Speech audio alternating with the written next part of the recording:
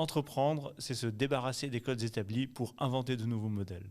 Mais est-ce vraiment possible d'entreprendre dans un grand groupe et repousser les frontières des activités traditionnelles? C'est ce que nous allons voir aujourd'hui avec Philippe Morel, qui a lancé Wojo, le plus grand espace de coworking européen.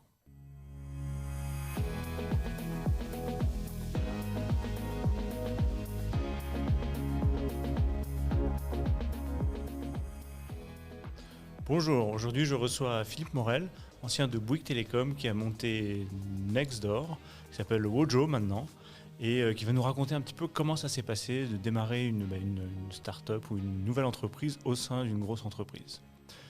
Philippe, alors, est-ce que tu peux nous raconter brièvement peut-être un petit peu le début de Nextdoor et comment l'idée est arrivée et comment tu as pris le drapeau ou le flambeau et tu as commencé ça?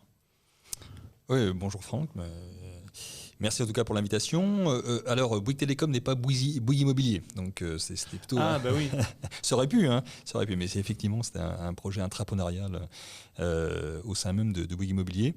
Moi-même, j'étais donc collaborateur de Bouygues Immobilier depuis un certain nombre d'années, depuis 2006. Donc, le projet intrapreneurial de Nextdoor est arrivé en 2014, début 2014.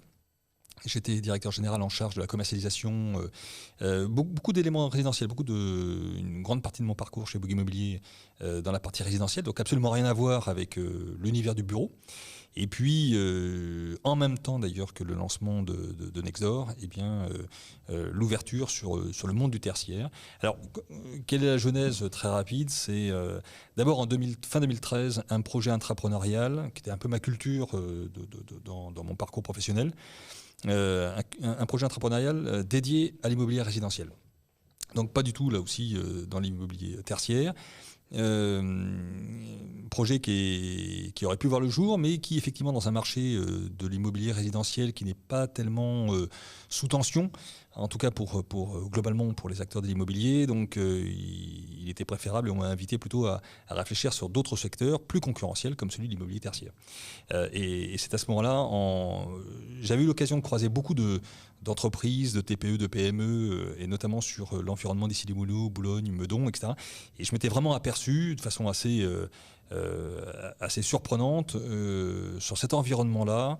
10 000 entreprises, je vous parle de ça en 2014, 10 000 entreprises de moins de 10 personnes n'arrivaient pas à se loger. 10 000. 10 000 entreprises. Donc on ne les voit pas, ils ne défilent pas dans les rues, ce sont des chefs d'entreprise. Alors il y a beaucoup de SCI, donc il faut éliminer les SCI, mais il y en a au moins 5 à 6 000 qui sont évidemment des véritables entreprises.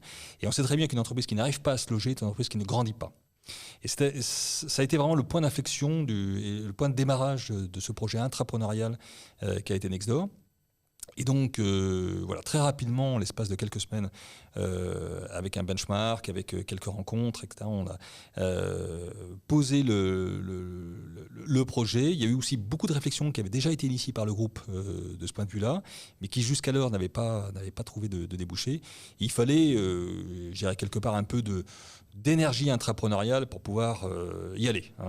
L'énergie, c'est avant tout des convictions et l'énergie pour les porter.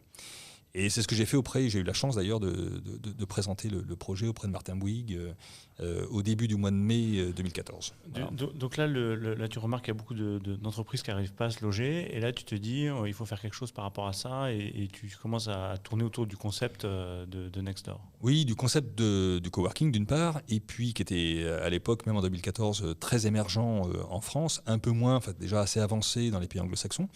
Donc, au travers de quelques rencontres, de quelques benchmarks, de quelques visites aussi, vraiment très, très inspirantes, je pense notamment en Hollande, voilà, les choses se sont accélérées de ce point de vue-là. Et donc, il y avait aussi beaucoup d'expériences ou de tests qui étaient menés, je pense notamment en région parisienne, sur ce qu'on appelle à l'époque des tiers-lieux. C'est-à-dire des lieux tiers qui ne sont ni le domicile, ni le lieu de travail principal. Et à l'époque, en 2014, c'est un sujet qui avait beaucoup de mal à émerger. Des expériences d'ailleurs peu probantes avaient été lancées. Et pour une raison assez simple, c'est qu'il n'y avait pas de modèle.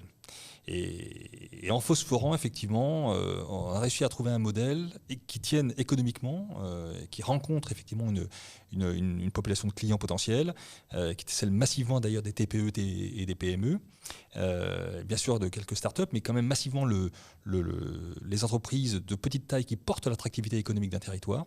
Et ça a été effectivement porté par le projet Nextdoor, par l'entreprise Nextdoor, qui accueillait globalement entre 300 et 500 résidents, colocataires quelque part, donc environ une centaine d'entreprises, sur un territoire relativement dense, relativement tertiaire et résidentiel, très bien connecté, proche de ce qu'on appelle les métiers de bouche, donc les hôtels, les restaurants notamment, voilà, qui faisait que c'était une forme on était dans des quartiers qui étaient relativement animés, hein, agréables, très bien desservis, et pour des populations, c'est vrai, relativement urbaines, voire très urbaines, dont une très très grande partie, là aussi ça fait partie des évolutions des modes de travail, cherche aujourd'hui, c'était déjà vrai en 2014, finalement à circuler moins en temps, hein, pas forcément en distance, mais globalement entre un quart d'heure et une demi-heure, alors que le temps de trajet moyen en Ile-de-France est beaucoup plus important. Donc à travailler moins, à voyager moins, et à retrouver des lieux qui soient des lieux de vie agréables, voilà, où on puisse rencontrer d'autres entités, d'autres entreprises, se mixer, etc. D'accord. Tout en restant un lieu de travail professionnel. Ça, c'était un point important. Ouais. Et ça, c'était le concept. Donc tu dis que tu es inspiré des tiers-lieux, enfin, à l'époque, des coworking et des choses que tu as vues en Hollande. Et donc, tu mets ça sur papier. Et donc, tu vas après. Comment tu t'y prends, en fait, pour démarrer ça au-delà de l'idée et du PowerPoint et du tableur Oui, beaucoup de rencontres. Beaucoup de bon sens aussi, et puis après la modélisation, le test and learn auprès de... Mais tout ça s'est passé extrêmement rapidement. Ouais. Et comment dire, beaucoup de conviction, parce qu'un projet entrepreneurial, comme tout projet d'ailleurs, à un moment donné, il faut y croire. Et donc, voilà, on tourne les choses dans tous les sens, on se fait challenger, et il faut accepter de challenger de façon parfois ferme, hein, incisive, notamment dans un grand groupe, en disant, mais voilà, est-ce que ça va vraiment marcher, votre truc, etc., etc. Et donc, il faut accepter finalement la contradiction. Et si, après avoir tenu 10 rounds, vous êtes toujours en vie au 11e, c'est que quelque part, vous avez sans doute quelque chose qui, dans le projet, tient la route. Hein. Et c'est à ce moment-là que vous voyez autour de vous des acteurs qui commencent à vous dire « mais finalement, pourquoi pas ?» Hein. Alors, ça ne veut pas dire que ça fédère tout de suite, mais ça veut dire que voilà, vous commencez à avoir une adhésion autour de vous qui n'en fait pas une adhésion forcément extrêmement forte, mais en tout cas qui commence à vous ouvrir un certain nombre de portes. Ouais, d'accord. Après, il vous faut un sponsor. Et c'est là où effectivement, en tout cas dans le groupe Bouygues, c'est une très grande chance de ce groupe, c'est que très rapidement il peut y avoir un sponsor de très très haut niveau, et a fortiori avec Martin Bouygues. Et moi je me souviens de cet entretien qui a duré 1 heure, et à la fin de cette heure, Martin Bouygues me dit je comprends pas. Alors je dis bon. Mon sort est jeté, est scellé plutôt, et donc voilà, le projet va s'arrêter là, peut-être mettre ma carrière, mais non pas du tout. Et à la fin, il me dit, je comprends pas, mais je sais une chose, c'est qu'on ne peut pas ne pas apprendre. Donc vous allez y aller. Voilà, vous allez vous exporter un petit peu, vous exfiltrer un petit peu de l'organisation classique, hein, de façon à rester très très agile dans votre projet, dans votre société, et par contre vous nous aiderez aussi, vous reviendrez sur le paquebot, hein, pour nous aider à faire bouger le paquebot. Ah. Voilà, donc ça a été vraiment un moment extrêmement marquant. Tu penses que c'est une décision courageuse, folle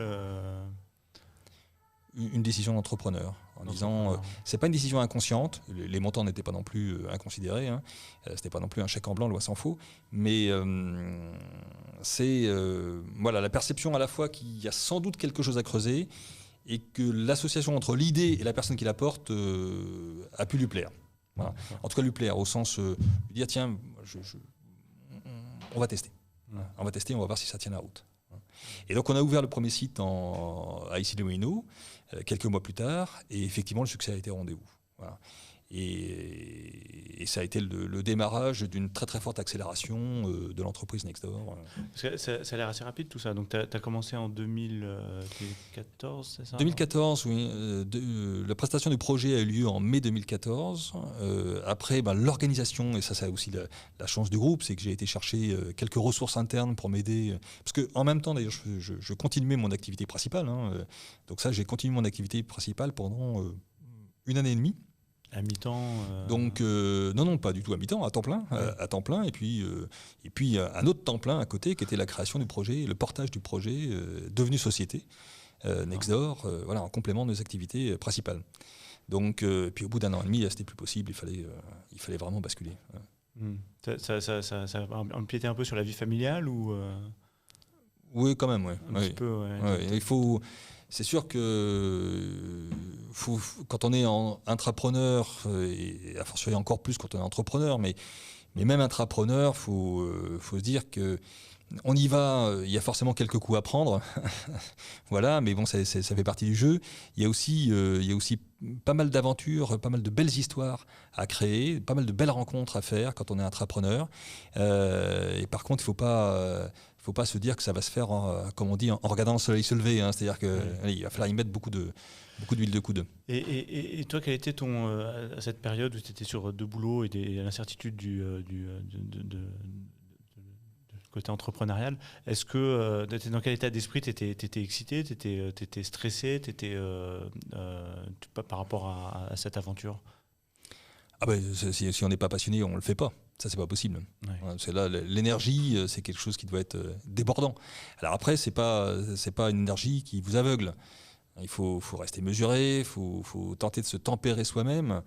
Il faut aussi, d'ailleurs, s'entourer d'un contexte, celui de l'entreprise, du groupe, celui parfois de vos collaborateurs ou de vos conseillers au sein du groupe qui vous permettent aussi de vous challenger en permanence. Parce que vous pouvez en tant qu'entrepreneur, surtout d'ailleurs au moment où les choses s'accélèrent, où les premiers succès sont au rendez-vous, vous pouvez très facilement faire une sortie de route en disant on va trop vite, trop fort. Et d'ailleurs, le corps social de l'entreprise vous dit mais il faut accélérer. À partir du moment où le succès est au rendez-vous, tout le monde vous dit qu'il faut aller plus vite, plus fort. Et parfois même trop vite, trop fort. Donc voilà, il faut rester mesuré en tout, même s'il faut beaucoup d'énergie, beaucoup de conviction pour pouvoir démarrer. Et ensuite, il faut garder raison.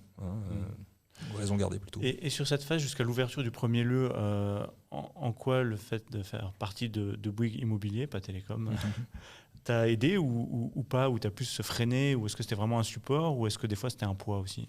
Alors Nextdoor, qui est devenu Wojo en 2018, mais je raconterai l'histoire après, c'est un projet à la fois, bien sûr, un projet intrapreneurial, mais surtout un projet disruptif par rapport au métier traditionnel de la promotion immobilière. Ça veut dire quoi? Ça veut dire que nous, on a démarré le projet en prenant comme socle les usages, c'est-à-dire vraiment la capacité à adresser une problématique et à adresser donc avec des solutions très qualitatives, très très proches des collaborateurs, des entreprises. Donc finalement un peu moins proche du pur produit immobilier en tant que tel. Le produit immobilier, par nature, complexe, rare, cher, matière noble, etc., étant uniquement un moyen. Or, quand vous travaillez dans l'immobilier, le produit, c'est justement la matière noble, donc l'usage l'est un peu moins. Donc là, en l'occurrence, avec la société Nextdoor, le sujet, c'était d'inverser ce régime de valeur en disant le client est vraiment, et notamment le collaborateur, est pris en considération, c'est la première des considérations, et ensuite on adapte, on construit donc les usages avec lui, et ensuite on adapte le produit en tant que tel immobilier, y compris dans sa dimension contractuelle, juridique, et bien sûr physique, aménagement, etc., pour la satisfaction, pour le bien-être, et bien sûr pour la réussite commerciale du projet. Donc à la fois, on était forcément aussi une émanation d'un produit immobilier, mais on était totalement à l'opposé, je dirais, en termes de construction et en termes de modèle économique surtout, à l'opposé d'un projet immobilier. Ça veut dire qu'on a eu la chance d'être accompagné, bien sûr, dans sa dimension financière, notamment dans sa dimension garantie, c'est-à-dire La capacité d'un grand groupe, et c'est l'une de ses forces, évidemment, c'est d'accompagner les prises à bail, surtout quand vous prenez à bail de grands bâtiments qui font entre 5 000 ou 11 000 mètres carrés. Et il faut une surface financière qui permette d'aller chercher cette typologie de prise à bail. Bien sûr aussi, il faut quelques éléments financiers pour financer les CAPEX qui sont liés à l'aménagement et à l'arrivée de vos premiers clients, aux travaux d'aménagement et d'emménagement de vos premiers clients. Un accompagnement aussi qui est amené par les autres fonctions transverses de l'entreprise, juridique, entre autres, comptable bien sûr. Après, pour le reste, au sens business du terme, ça peut paraître surprenant, mais le modèle étant tellement déconnecté du reste du métier de Bouygues Immobilier ou du groupe Bouygues, que là, il a fallu faire la trace tout seul. Voilà. Et donc, l'essentiel des forces de la jeune entreprise Nextdoor ont été concentrées sur cette activité. D'accord, ouais. Tout ce qui est marché, client, offre, etc. Exploitation aussi. Oui, d'accord, ok. Ouais. Et ça, c'était jusqu'à l'ouverture du premier Nextdoor. Là, j'imagine qu'il y a eu un petit moment un succès, un petit peu. Et après, qu'est-ce qui s'est passé après alors ? Après, on rentre dans une mécanique d'accélération où tous vous invitent à accélérer parce qu'effectivement, des projets qui réussissent, il n'y en a pas tant que ça. Et encore une fois, ce n'est pas pour nous lancer des fleurs, ce n'est pas du tout l'objet de mes propos. Hein. Mais on est tous collectivement très contents. Et donc, on a tous envie d'aller encore un peu plus vite, un peu plus fort, surtout quand on voit que, quelque part, on est en train de poser quelque chose sur une lame de fond, en tout cas ce qu'on prend pour une lame de fond, et à juste titre. Donc, vraiment une évolution très structurelle, très rapide, très forte de la façon dont les entreprises et les collaborateurs souhaitent consommer finalement un lieu de travail. Et donc là, on se dit, pour rester sur ce tsunami, sur cette évolution très très forte du marché, il faut qu'on accélère. Et donc là, l'entreprise, avec ses moyens et avec sa volonté, vous donne effectivement la feuille de route d'une accélération très vive. Et donc, on a très rapidement été prendre 3, 4, 5 bâtiments supplémentaires à bail. Donc, on avait en fait compte 3 métiers. Le premier métier, juste pour entrer un tout petit peu plus dans le détail, le premier métier, c'était donc la création d'espaces de travail partagés, de grands espaces de travail partagés, globalement entre 5 000 et 11 000 mètres carrés. Pour une raison assez simple, c'est que comme ce sont des bâtiments qui sont très serviciels, il faut adosser finalement la qualité du service et les investissements qui vont avec, notamment les OPEX qui vont avec, sur un volant de clientèle suffisamment important. Donc ça, c'est le premier point. Premier métier, les grandes prises à bail. Deuxième métier, c'est l'intégration finalement de ces mêmes codes des espaces de travail partagés, mais à l'intérieur des grands espaces tertiaires. Notamment parce qu'on avait de grands clients, de grands comptes, qui nous disaient mais moi j'adorerais vivre l'aventure Nextdoor, mais on est très nombreux, on est trop nombreux, on ne peut pas venir chez vous. Et si on ne peut pas venir chez vous, venez chez nous.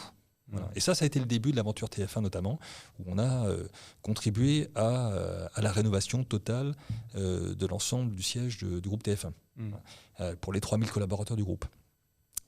Deuxième métier. Et puis troisième métier, un petit peu plus récent, c'est pour aller déployer un peu en mode flottille, le réseau Nextdoor et accélérer sa croissance.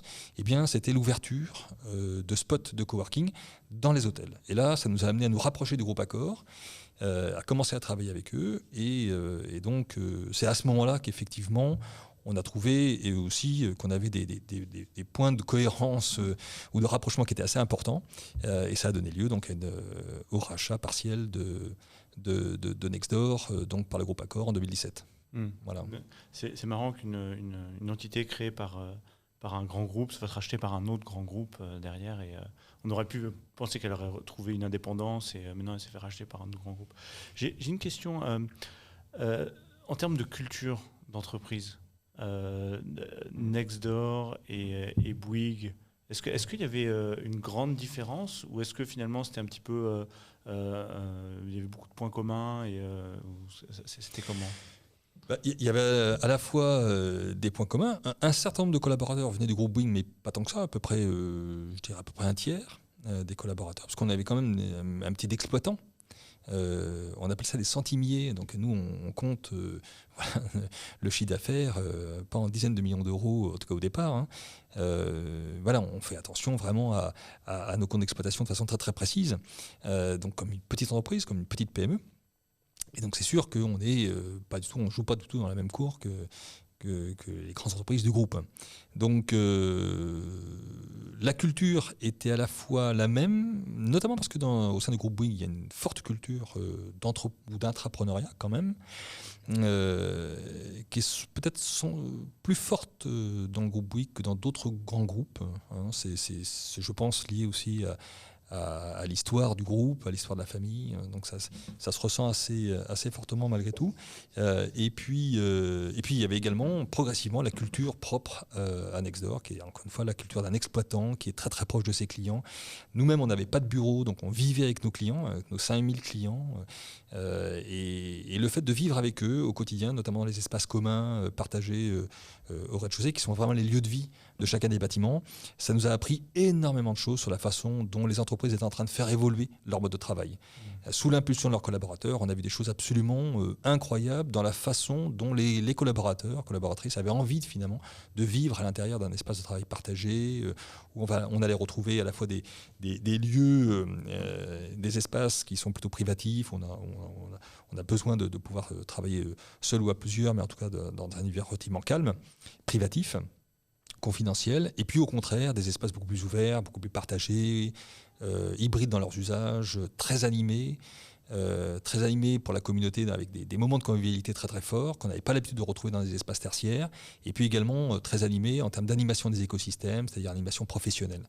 Voilà. Mais les meilleures animations, et ce qui faisait vraiment l'atmosphère de ces espaces de travail partagés comme Nextdoor, ce sont les moments de convivialité simples, qui fédère finalement la très très grande majorité des occupants, des résidents, de nos clients. C'est lorsque vous faites une opération, alors toujours très tournée autour de l'alimentation, hein, c'est pas uniquement français d'ailleurs, mais ça plaît beaucoup. Votre breton préféré qui fait des crêpes à 16h, ça vous avez la totalité de l'ensemble de vos clients qui viennent et qui partagent un bon moment de convivialité.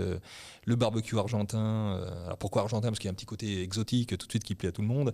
Enfin voilà, donc ce sont des animations qui peuvent paraître assez simples, assez basiques, mais qui sont absolument fondatrices pour l'atmosphère, pour la cohésion. Encore une fois, on accueille une multitude d'entreprises et de collaborateurs dans un univers qu'ils vont partager.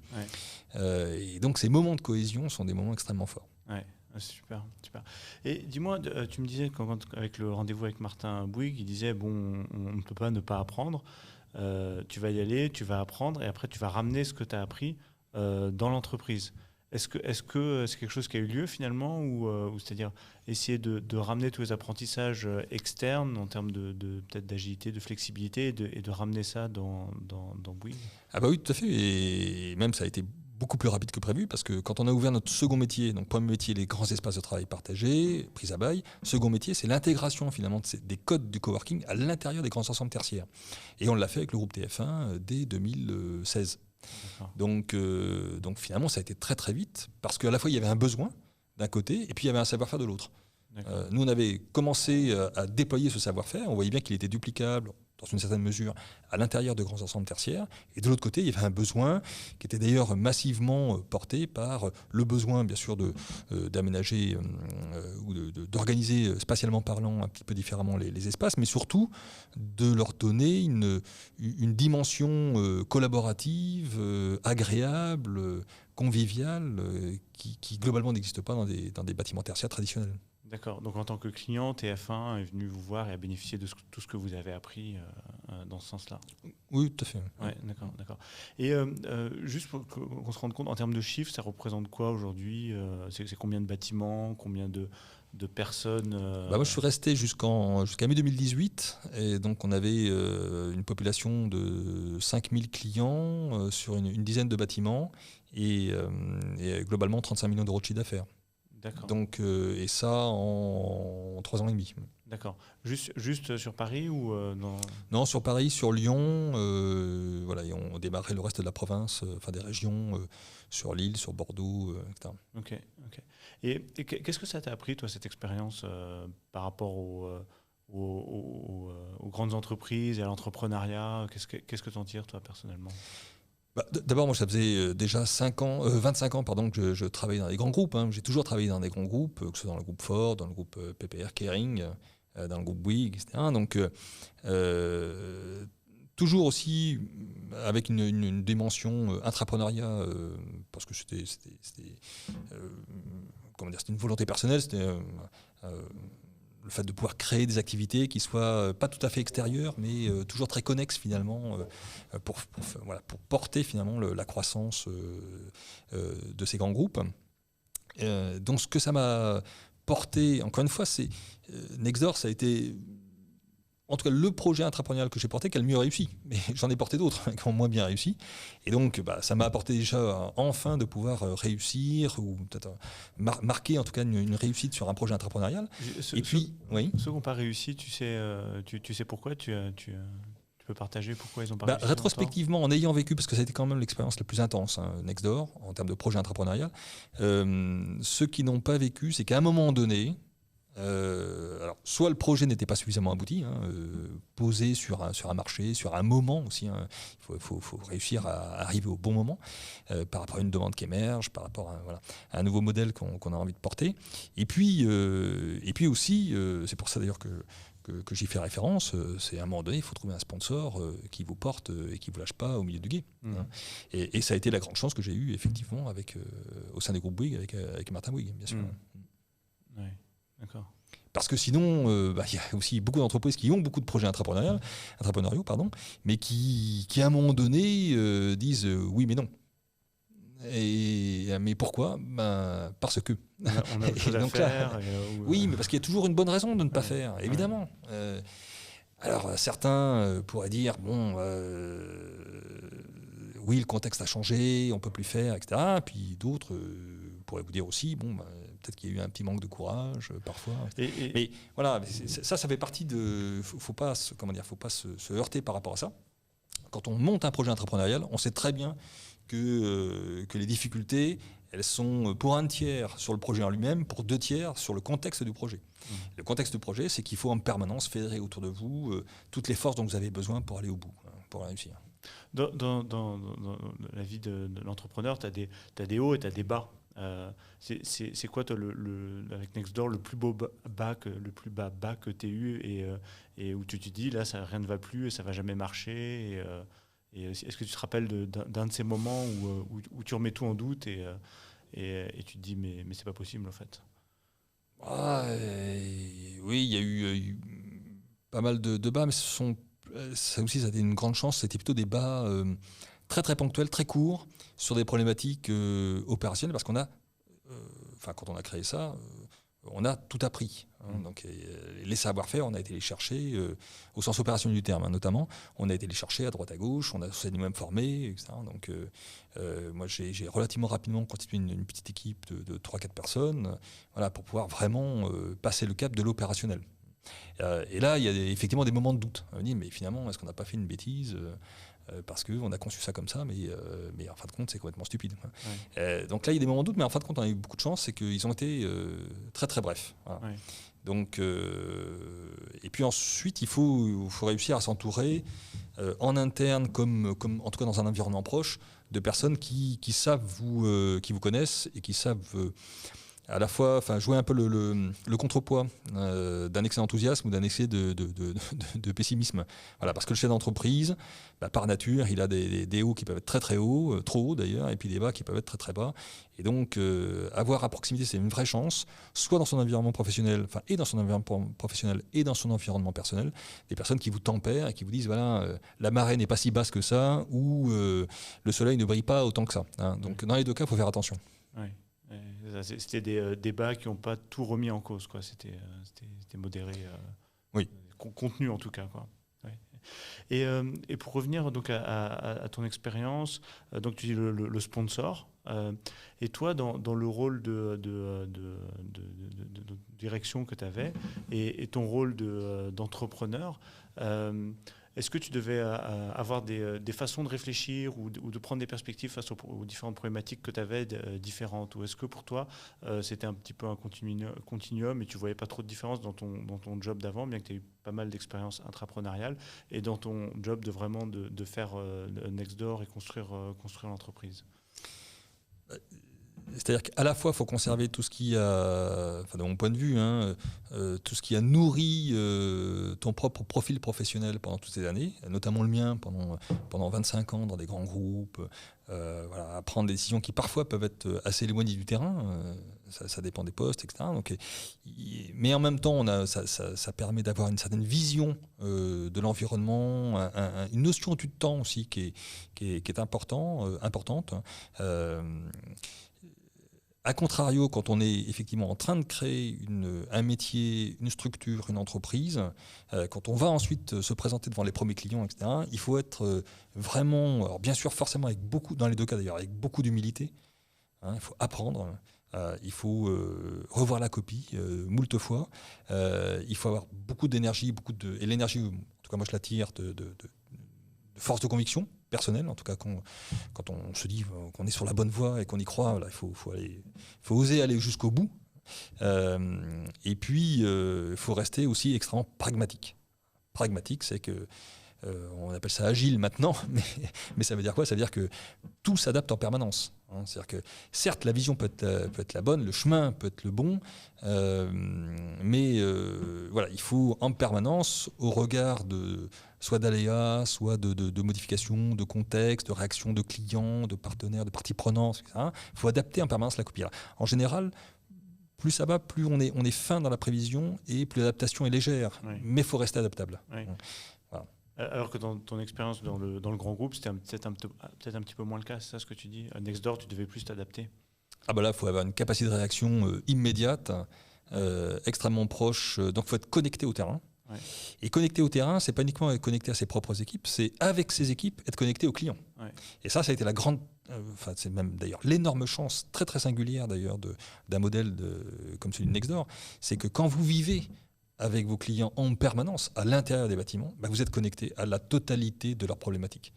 Et une partie de leurs problématiques sont également les vôtres. Et donc vous pouvez vraiment construire avec vos clients une histoire qui va durer très longtemps. Voilà. Et donc il y a un grand nombre d'ailleurs de clients qui sont toujours des clients de Nextdoor. Enfin Wojo maintenant, la société a changé de nom fin 2018. Voilà, donc, mais qui ont gardé cet attachement à l'entreprise. Ouais. Et est-ce que tu aurais un exemple ou une histoire à partager tu parlais d'apprendre, d'adapter, d'agilité, où au fait vous êtes parti dans une direction avec Nextdoor et puis finalement vous êtes dit mais finalement c'est pas ça ce qu'il faut faire et vous êtes reparti dans une autre direction? Ça te parle ça? Bah, oui, il y a beaucoup de cas. Après, faut pas déroger quand on a vraiment une conviction assez ancrée. Je vais donner un exemple. Il faut essayer de la préserver. Je m'explique. Dans le concept de Nextdoor, très rapidement, on s'est aperçu qu'il est vraiment les lieux de vie les plus chaleureux, les plus conviviaux, ceux qui finalement nourrissaient l'attractivité de l'atmosphère du bâtiment et donc l'attractivité du lieu et de la communauté, c'est le rez-de-chaussée. Tout se passe au rez-de-chaussée. A contrario, les étages sont plutôt des étages qui ont vocation à être calmes, qui ont vocation à être studieux, etc., avec différents environnements plus ou moins collaboratifs quand même, mais malgré tout, ça reste... Et à l'opposé, l'immobilier par nature s'impose. Le bâtiment, il est ce qu'il est, et donc on ne peut pas tout changer. Et on s'est retrouvé effectivement dans certains cas où finalement le rez-de-chaussée n'était pas au rez-de-chaussée, il était à l'étage. Ça veut dire quoi? Ça veut dire que en fin de compte, toute la mécanique d'accueil devait se faire à l'étage et pas au rez-de-chaussée parce que le bâtiment était composé comme ça, parce qu'on avait des toits terrasses, parce qu'on avait voilà, des éléments qui étaient extrêmement agréables, mais qui n'étaient pas forcément adaptés à notre modèle. Et donc là, il faut rester ancré sur le modèle et se dire que voilà, ce qui fait la force, il faut réussir de l'expérience des premiers sites à tirer en permanence les leçons, faire un peu de retex en permanence, en disant mais finalement qu'est-ce qui a marché, qu'est-ce qui n'a pas marché sur le site qu'on vient d'ouvrir, qu'est-ce qu'on a bien fait, qu'est-ce qu'on n'a pas bien fait. Apprendre en permanence, parce que l'aventure entrepreneuriale, c'est pas j'ai fait un site puis après je duplique. C'est effectivement pas comme ça que ça se passe. En permanence, il y a une remise en cause, il y a une capacité à apprendre, il y a une capacité aussi à embarquer de nouvelles équipes, à grandir, etc. Et à faire en sorte que bien, plus on avance, plus on réduit le champ des erreurs possibles. Et parce que un bâtiment, notamment dans l'immobilier, quand on travaille sur des bâtiments existants, eh bien, on peut être amené finalement à faire des arbitrages, forcément, à faire des arbitrages en disant bon bah on va déroger un peu à la règle ici. Et il y a des règles auxquelles il ne faut pas déroger. Et notamment tout ce qui est lieu de vie dans les rez-de-chaussée, qui sont vraiment c'est le lieu principal. Exactement comme du retail d'ailleurs. On est vraiment sur la création d'une boulangerie. Donc d'un lieu qui a vocation à être vraiment extrêmement attractif, animé, etc. Si on commence à déroger à cette règle-là, on prend un risque. Alors on peut le prendre ce risque, mais il faut être conscient qu'on prend le risque. Donc mettre le rez-de-chaussée au 5e, ça... On l'a fait sur un bâtiment, ça marche bien. Mais on était conscient à l'époque qu'on prenait ce risque. D'accord. Voilà. Et donc il a fallu, encore une fois, être conscient, ça veut dire quoi ? Ça veut dire qu'on a tenté par tout moyen de réussir à baquer finalement cette difficulté. On ne l'a pas mise de côté en fermant les yeux. On a dit oui, on prend ce risque, on est conscient qu'on prend ce risque, mais parce qu'on pense qu'il y a plus d'opportunités que de risques. Et pour la partie qui reste risquée, eh bien, on va trouver les solutions idoines pour pouvoir faire en sorte que ce soit moins risqué que prévu. Je t'écoute et j'ai l'impression que tu as beaucoup de lucidité, enfin peut-être de conviction par rapport à certaines choses, et puis en même temps une capacité à s'adapter et à remettre en question certains éléments d'application de ces convictions, peut-être. Oui, alors moi c'est ma conviction du chef d'entreprise, c'est le chef d'entreprise et son équipe, qui peut être très large d'ailleurs, mais à un moment donné, il faut avoir une conviction assez affirmée en disant voilà. La vision du sujet, du modèle, de l'entreprise, c'est celle-là. On la partage, on la construit ensemble, mais elle constitue justement le socle de l'entreprise. Ce qu'aujourd'hui on appelle les valeurs, mais globalement, voilà, c'est ça qui va nous fédérer tous ensemble et qu'on doit conserver, qu'on doit préserver comme étant le cœur du réacteur finalement. Ça, c'est la première chose, une vision. Deuxième point clé, l'organisation. C'est-à-dire qu'une vision sans organisation, c'est quelque chose qui reste à l'état de vision. Donc une organisation, ça veut dire des moyens, ça veut dire des équipes, ça veut dire une méthodologie aussi d'embarquement. C'est pas parce qu'on était une toute petite entreprise qu'on n'avait pas une organisation structurée, des process. Pas forcément, évidemment, les process d'un grand groupe, loin s'en faut. Parce que le troisième point, c'est l'agilité et notamment l'impulsion. Le chef d'entreprise, notamment, et ses équipes sont là pour donner l'impulsion. C'est-à-dire que le rythme, l'entreprise vit au rythme aussi auquel vous avez envie qu'elle vive. Si vous avez envie de croître lentement, elle va grandir lentement. Si vous avez envie que ça aille vite, et si vous y mettez vous-même l'énergie, l'ensemble et de vos équipes et de vos clients vont vous suivre et adopter ce rythme-là. Donc une vision, une organisation et un rythme sont pour moi, en tout cas, pour le champ d'entreprise, vraiment les 3 points clés sur lesquels il faut travailler avec les équipes, avec ses clients.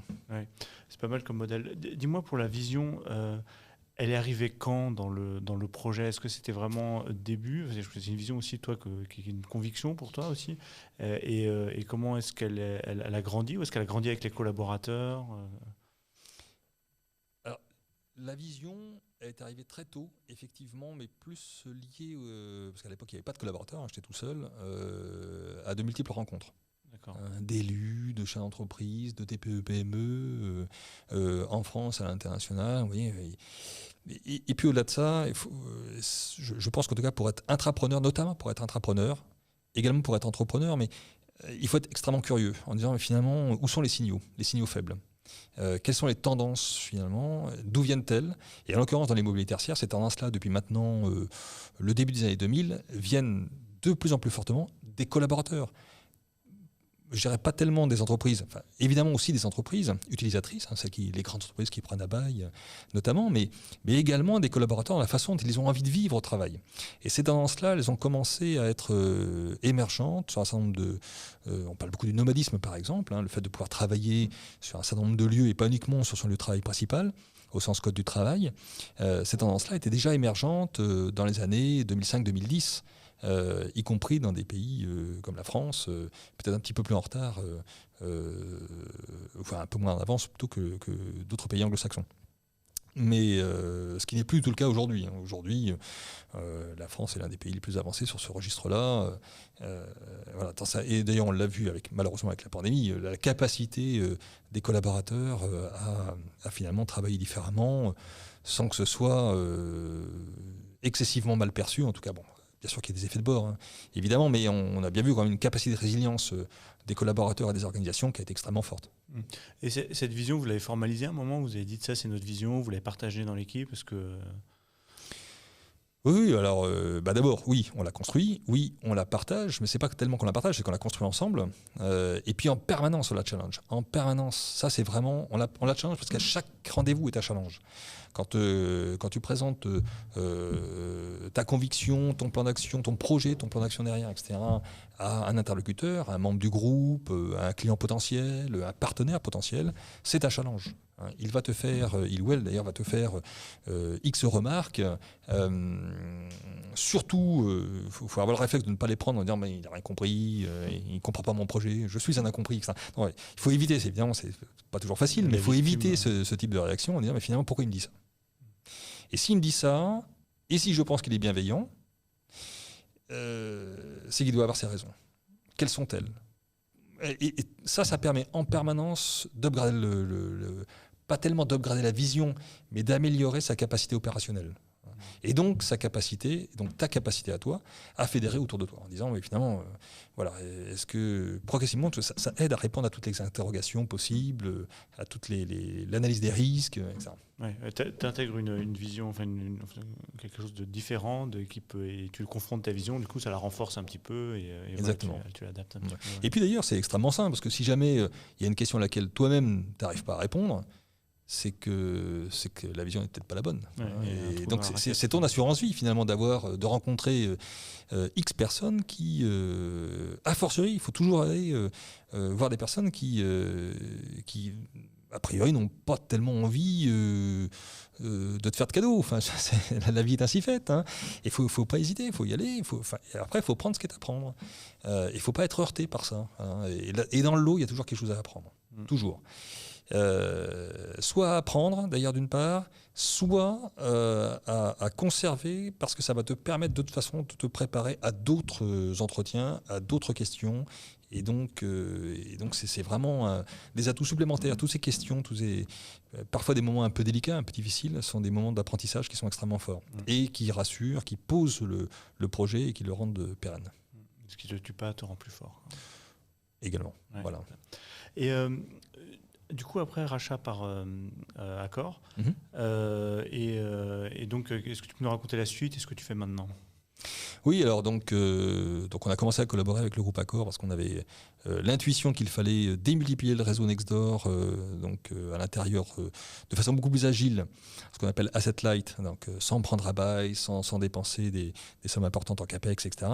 Et l'un des réseaux, l'une des proximités, encore une fois, on dit souvent bien manger, bien dormir, bien travailler, hybridation des usages dans les mêmes bâtiments, trois usages clés et l'hôtel qui par nature est au départ en tout cas pas un lieu de travail, est à la fois un lieu qui fournit deux des trois usages essentiels, le bien dormir et le bien manger, et qui également adressait depuis d'ailleurs de très très nombreuses années cette notion du travail, parce que bien sûr on travaillait dans les hôtels pour toutes les personnes en déplacement de façon très régulière, mais dans des conditions qui étaient souvent pas très efficiente, quoi, hein, franchement. Voilà. Et donc le fait d'aller installer cette troisième dimension, le bien travailler à l'intérieur des hôtels, nous permettait de démultiplier notre capacité à créer le réseau Nextdoor, d'une part, et puis à compléter le modèle économique des hôtels. Et donc ça a été effectivement aussi la conviction très rapide de Sébastien Bazin, qui a cru ce qui était plus que le projet, en la société Nextdoor, qui a cru aussi en la capacité à fédérer finalement à la fois un univers qui était celui du travail avec un univers qui était celui de l'hôtel, donc avec cette dimension hospitality qui est très très forte. Et donc on a commencé effectivement en 2016-2017. Et puis en 2017, donc rachat d'une part significative donc, de l'entreprise Nextdoor par le groupe Accor. Et toi, tu n'étais pas actionnaire de Nextdoor, tu étais juste employé de Bouygues. employés. Et- Le terme fait un peu 19e siècle, mais de fait, oui, je n'étais pas actionnaire de Nextdoor. C'était un projet intrapreneurial avec un actionnaire unique et bienveillant. Ouais, d'accord. Voilà. Puis ensuite, 2 actionnaires uniques et bienveillants. Ouais, c'est ça. Et du coup, tu as quitté l'entreprise maintenant, qu'est-ce que tu fais?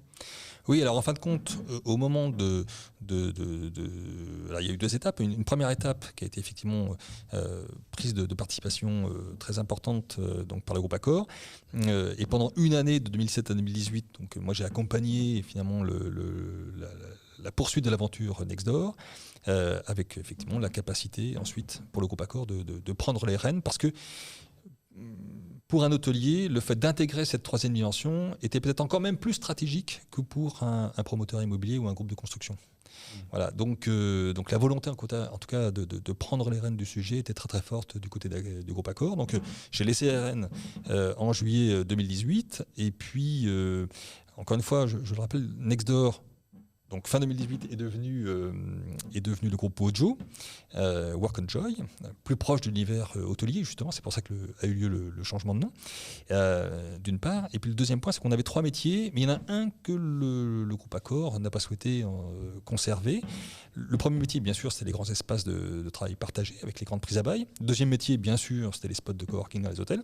Et puis le troisième, c'était l'intégration, finalement, des codes du coworking dans les grands ensembles tertiaires. Ça, c'était plus éloigné du modèle du groupe Accor, notamment. Ce que vous avez fait pour TF1. Voilà, exactement. Et ça, du coup, j'ai continué ce sujet-là, qui était une autre conviction que j'avais. Et donc, j'ai créé la société Dynamic Workplace. Et Dynamic Workplace accompagne les grands utilisateurs et grands propriétaires dans la capacité finalement d'intégrer à la fois de l'hospitalité, donc capacité à accueillir, à fédérer des collaborateurs dans des grands centres tertiaires d'une part, et puis intégrer aussi la dimension flexibilité. Alors c'est sûr qu'on a créé avec mon associé, ancien collaborateur lui aussi d'ailleurs de Nextdoor, Dynamic Workplace début 2019, et un an plus tard, pandémie. Et là, aujourd'hui on le voit, malheureusement bien évidemment, dans le contexte qui est celui de l'économie aujourd'hui, et donc notamment d'ailleurs des entreprises utilisatrices d'un très grand nombre de mètres carrés tertiaires, c'est qu'on le voyait bien déjà à l'époque quand on a lancé Dynamic Workplace, qu'il y avait une surconsommation de mètres carrés par rapport aux usages attendus, aux besoins exprimés par les collaborateurs. Dans tous nos audits, on constatait déjà, et donc ça, je vous parle de ça, en 2018-2019, au moins 25% des mètres carrés qui n'avaient pas d'usage. Donc 25% de coûts immobiliers en trop, finalement, schématiquement. Post-pandémie aujourd'hui, avec le développement effectivement beaucoup plus massif du télétravail, là on est plutôt dans un registre, il faut qu'on s'attende à ça, et nous c'est notre métier d'ailleurs de préparer les grands utilisateurs à ça. Il faut qu'on s'attende plutôt à une réduction de 30 à 50% du besoin de mètres carrés dans les grands ensembles tertiaires. Donc ce qu'on fait, c'est qu'on accompagne ces grandes entreprises en intégrant à l'intérieur de leurs sièges sociaux, ou sièges social, ce qu'on appelle un corpo working, c'est-à-dire à la fois un lieu qui va pouvoir être utilisé par d'autres entreprises externes, et en même temps une capacité à intégrer des entreprises externes qui sont plutôt proches des parties prenantes de l'écosystème de l'entreprise, du preneur à bail principal. C'est ce qu'on appelle le siège social écosystème, et c'est ce qu'on monte d'ailleurs en ce moment pour le groupe Mobivia, qui est une entité du groupe Mullier, dédiée aux acteurs des mobilités. Et donc, à la fois ce grand ensemble tertiaire et le lieu du siège social, donc qui regroupe un peu plus de 1000 collaborateurs pour le groupe Mobivia. Et puis en même temps, eh bien, on va intégrer à peu près 500, donc à peu près un tiers de collaborateurs, des parties prenantes de l'écosystème des mobilités qui ont envie, à la fois dans de bonnes conditions, je dirais, de convivialité, d'efficience pour les collaborateurs, d'en faire un lieu agréable, un lieu extrêmement flexible, économique, beaucoup plus économique que la prise à bail, et bien de fédérer tout cet ensemble d'acteurs pour qu'ils puissent inventer ensemble les nouvelles mobilités, enfin à la fois déjà se transformer et puis grandir ensemble, on est ensemble, on est plus fort surtout dans ces périodes-là, mais également accélérer leur processus de transformation, créer de l'open innovation beaucoup plus facile, etc. Donc ça c'est vraiment cette dimension tout à fait nouvelle.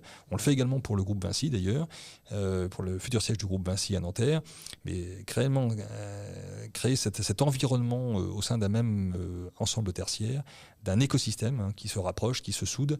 Il y a un peu le phénomène un peu caravane, c'est-à-dire que voilà, on est attaqué de toutes parts, regroupons-nous, regroupons-nous, puis maintenant on fait corps. Ouais. Et l'entreprise, voire l'écosystème, qui est finalement une somme d'entreprises, eh bien, doit faire corps aujourd'hui. Ouais. Et le lieu de travail, à un moment donné, ce qu'on appelle la maison commune, elle a cette vocation. Elle a cette vocation, c'est de donner envie aux collaborateurs de venir faire corps commun finalement avec l'ensemble des acteurs de l'écosystème, d'une part, donc en tout cas pour y passer un temps important, collaboratif, de création.